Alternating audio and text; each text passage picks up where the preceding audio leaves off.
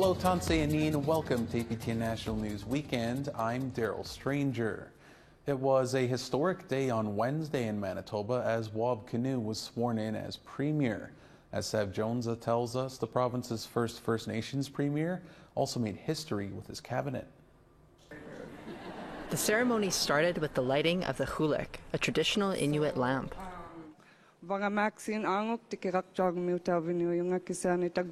Then, with an opening prayer by Chief Sam Knott of Red Sucker Lake. Duck Bay's Kevin Chief announced the Norman Chief Memorial Dancers and the Red River Jig, a Métis anthem. All you got to do is every once in a while give it a try. You'll walk into the legislature with a bit of skip in your step.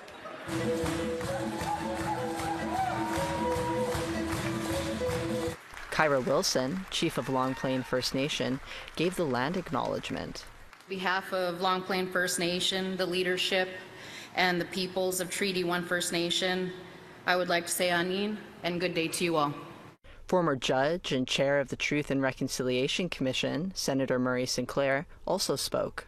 It really is Manitoba's true act of reconciliation, and I want you to think of it that way. I want you to think of the fact that we are now entering a new phase. As Kinew becomes the first premier of First Nation descent in Manitoba, his 15-member cabinet is also breaking new ground. There are 4 Indigenous cabinet ministers in total, with St. John's MLA Nahanni Fontaine being the first First Nations woman in a Manitoba cabinet. I present to you for the first time in Manitoba's history a First Nations woman to join our province's cabinet.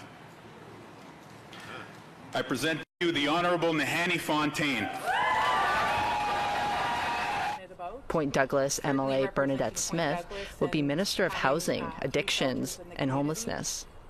Ian Bushy from Hollow Water First Nation is Minister of Municipal and Northern Relations, as well as Minister of Indigenous Economic Development. Métis MLA Renee Cable is Minister of Advanced Education and Training.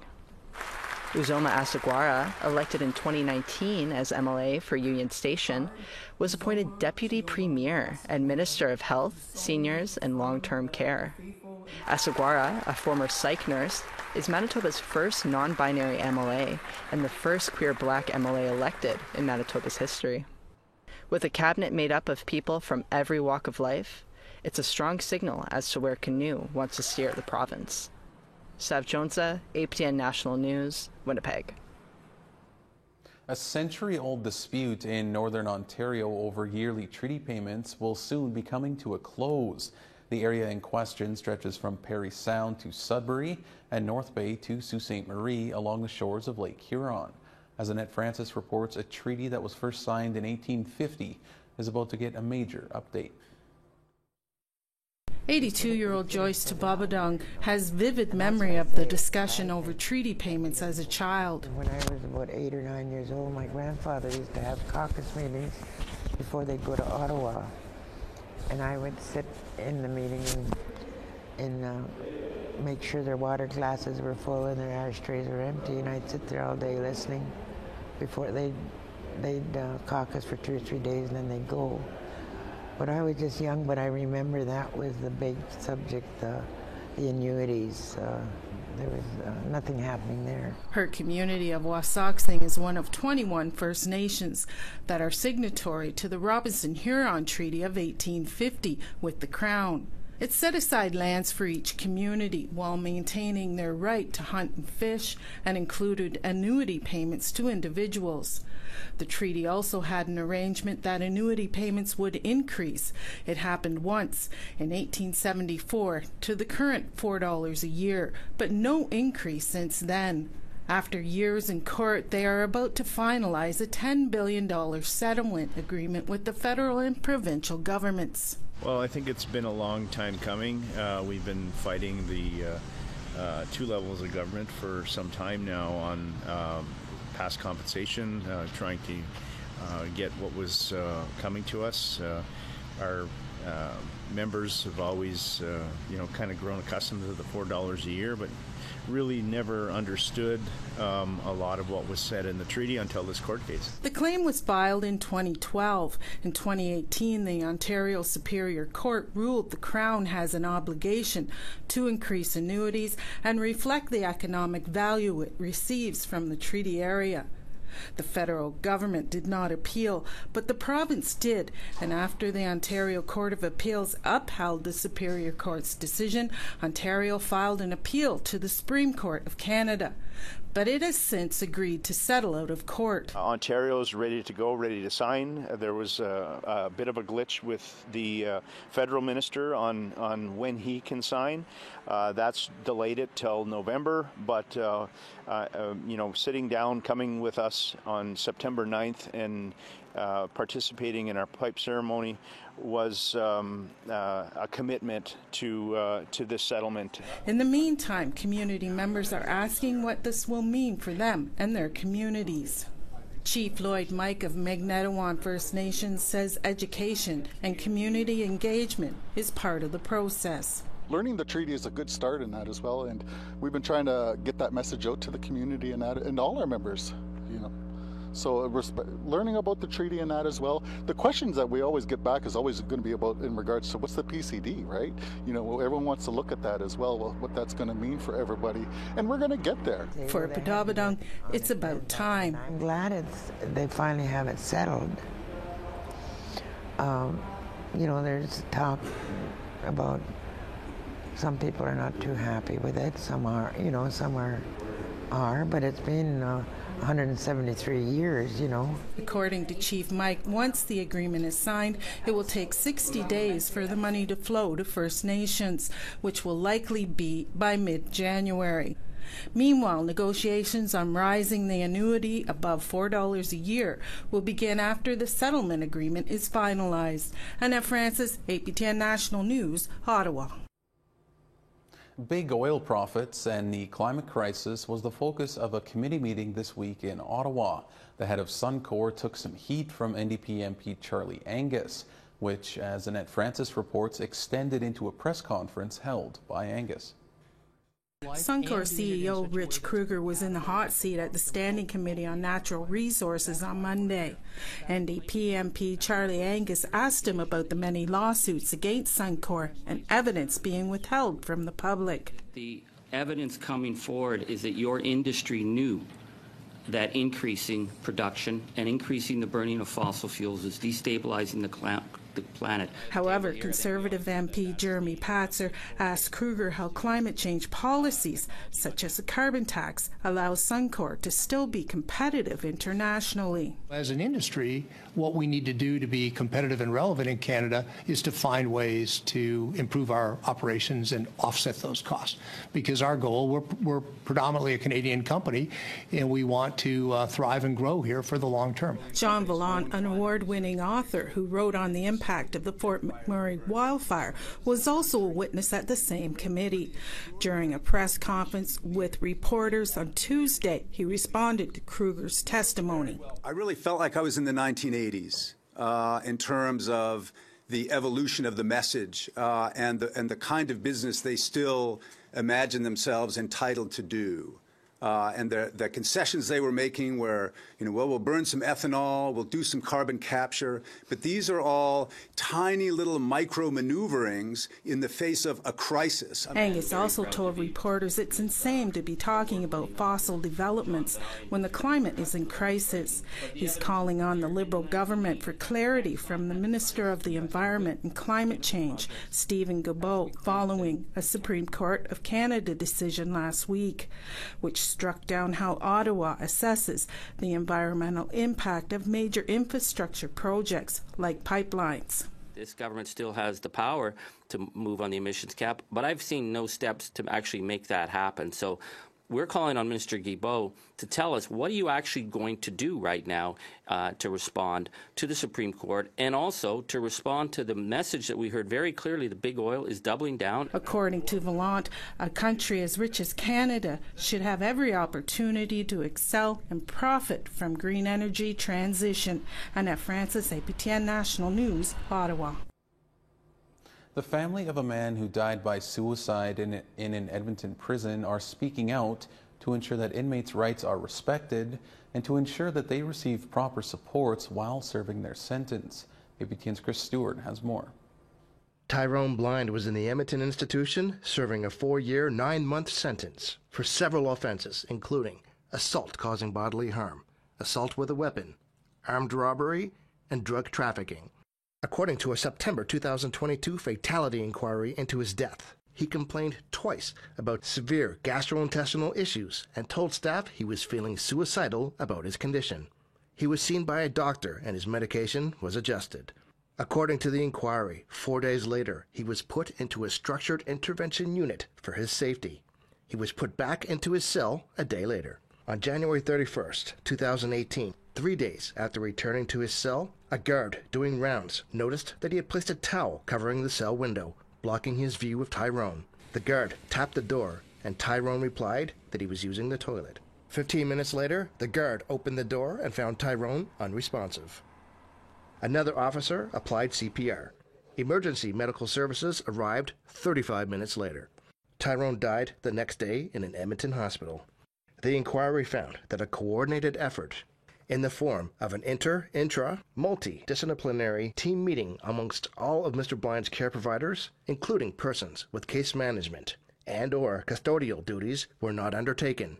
Hence, the management of the pre-incident indicators, precipitating events, contributing risk factors, and the security intelligence information pertinent to Mr. Blind's risk for suicide and management thereof was at best fractured. Tyrone's family say they believe Tyrone did not receive the help he needed. Cherise is Tyrone's sister. Yeah, mentally, yeah, I think there should have been, but there wasn't. She says they feel he was not treated as a person with basic human rights. They did a lot of wrong, like, even with his mental health, like, they just pushed that aside. Yeah, where that could, it could have been prevented. Alira Blind is Tyrone's niece. She says workers did not see Tyrone as a person. What happened to my uncle was a result of systemic racism and discrimination, and I just feel like mental health needs to be taken more serious. The fatality report indicates that steps have been taken to prevent a suicide attempt in the future, such as not allowing views into cells to be obstructed and eliminating points of suspension to prevent suicide attempts. I feel like those measures should have already been in place, and like this hasn't been the first time, and I want to do everything I can to prevent that happening to another family. Correctional Services Canada responded to the recommendations in a public letter that said Health Services Management at the regional and site level will meet to ensure appropriate actions have been taken in response to the recommendations. Chris Stewart, APTN National News, Edmonton. All right, we have to take a short break here. Still plenty more news to come. Stick around.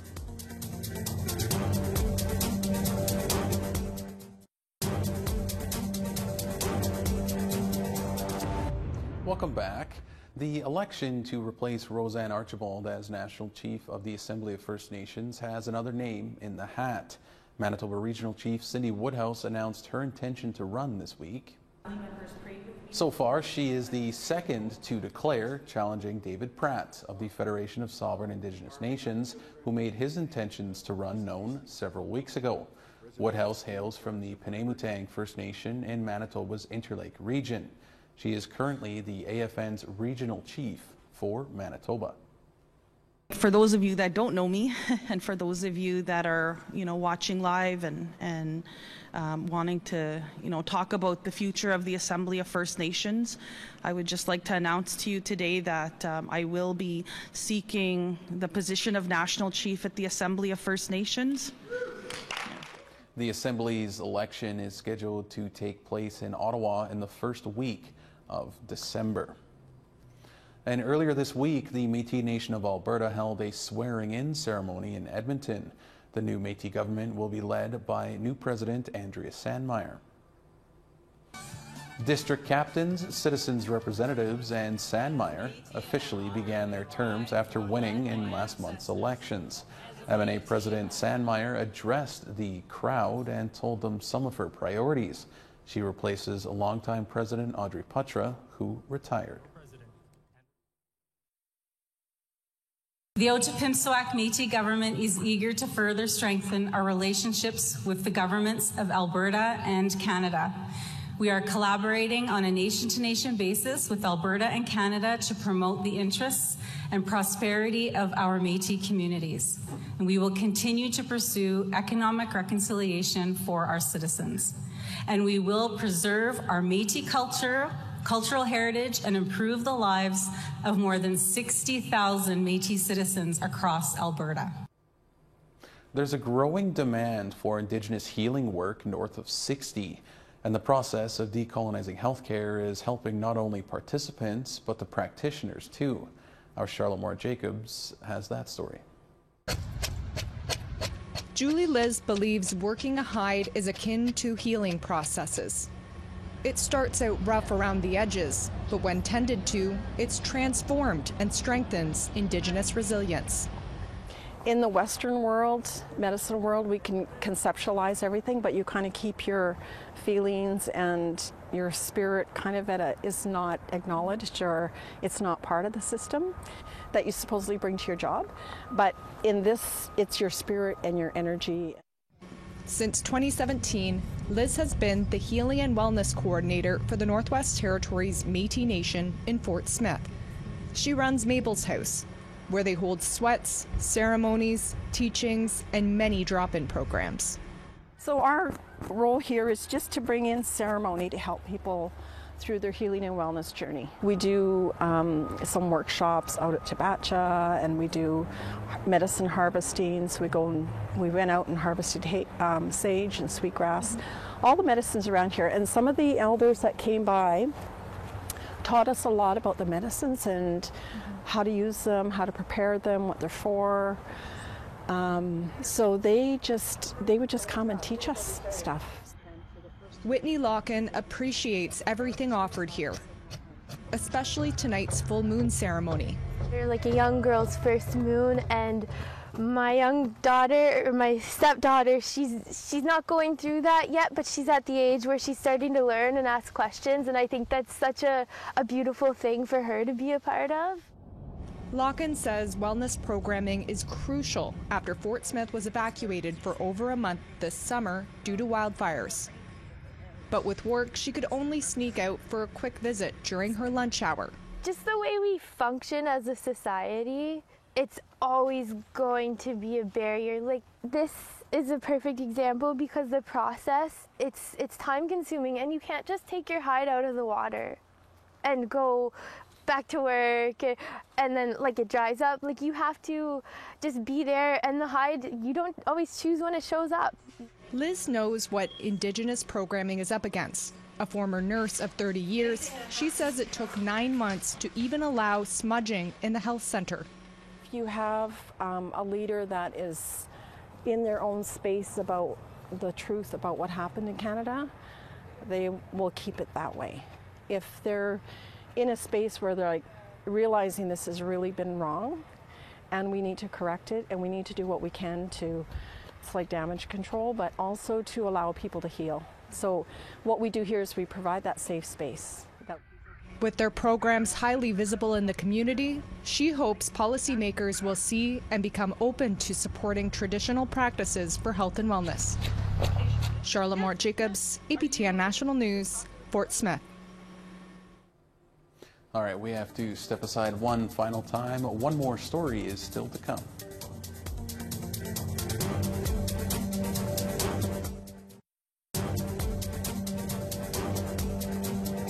Welcome back.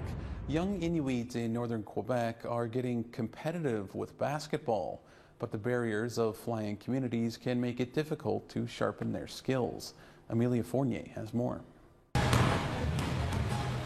Every Tuesday night, kids in Kuujjuaq and Inuit community in northern Quebec flock to the Forum to play basketball. I'm really good on both ends of the court, so I'm what you call like a two-way player. so I'm really good on offense and defense. But I think my stronger attribute, I guess, is definitely defense. Students like Matthew have been working hard to improve their form. At first, it was like, it's something to do. But then over time, I kind of just fell in love with it. Bruno Bourget, a coach from down south, says basketball gives a much-needed space for fun in the north. For sure, it breaks the isolation, and the youths are building their own network. It's also a safe space for them. They know the gym is always open, so if they feel lonely or they want to be out of their home, they can come in the gym. With their friends, they play, they have fun. Sometimes they forget what's their reality and they just play like they should do. But playing from a small fly-in community has its challenges. Other than hockey, organized sports are still in their infancy. When you want to get better, you got to play someone who's better than you. There's not a lot of people who play basketball here, and not a lot of people who take it super seriously.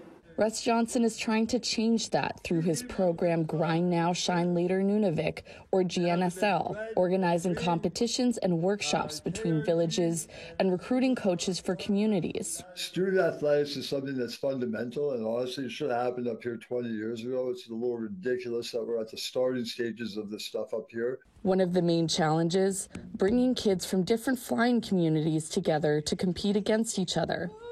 Johnson has been organizing small tournaments and workshops between neighboring villages, like the one held in Upaluk that was supposed to include players from across Nunavik. This week was supposed to be a group of 100 kids. When we got the flight cost, they asked us for 50 kids they wanted to pay. They wanted us to get them $150,000, which is a shocking number, to be honest, for a student activity. And we tried to get a discount, and then we were told that was with the discount. But this event still brought Felix from Kuujjuaq and Alupa from Kangeluk together, two 13-year-old basketball players who are now friends. Who's your favorite basketball player? Giannis, Steph. I even have his shoes. The boys are fond of their homes in Nunavik. You can go hunting anytime. You know everyone in your town. And you can go anywhere out the land, and it's beautiful too. Yeah. But outside of traditional activities and hockey, they say there will be nothing to do without basketball. Johnson is working on getting more funding and not-for-profit status for GNSL, something he hopes will reduce Nunavik's 80% high school dropout rate. Without student athletics, I don't see things turning around because. Or extracurriculars, right? Like you need something to have kids really enjoy school. Not everybody enjoys math, you know what I mean? So to have them really buy into their education, if you don't tie in something that you can use as a carrot with that stick, you know what I mean? Like a lot of kids would just walk away. For students like Matthew, sports can make all the difference. Basketball gives me a reason to get up in the morning. Because I want to get better. One day I definitely want to play in the college level. And that's something I've been working toward every single day. Emilia Fournier, APTN National News, Kuujjuaq, Quebec. Great story there, Amelia. A wonderful story to end this weekend edition of APTN National News. More Indigenous news can be found at our website, aptnnews.ca. For all of us here, thank you so much for joining us. Miigwech Kinaskmatin. Have a great weekend.